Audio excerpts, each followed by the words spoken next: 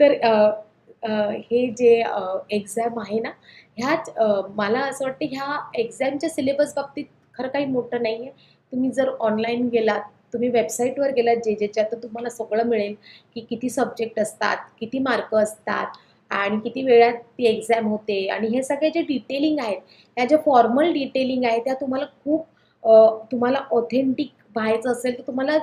ह्या जी वेबसाईट आहे त्याच्यावर मिळेलच आणि त्या व्यतिरिक्त एवढ्या चॅनल्समधनं हे बोलले गेलेलं आहे, भरपूर बोललं गेलेलं आहे. तर मीही त्या बाबतीत बोलेनच ह्याच्यानंतर. पण त्याच्या आधी मला एक गोष्ट फार अशी वाटते, की जर तुम्ही जे-जेची एंट्रन्स देणार आहात, जे-जेच्या एंट्रन्ससाठी परीक्षेसाठी तयारी करत असाल, तर किंवा तयारी करायची असेल तुम्हाला, तुम्ही 8वी-9वीत असाल आणि तुम्ही विचार करत असाल, की तुम्हाला जे-जे स्कूल ऑफ आर्टला जायचं आहे किंवा आर्टचं शिक्षण, कलेचं शिक्षण घ्यायचं आहे. मग ते कुठलंही असो, कमर्शियल आर्ट असो किंवा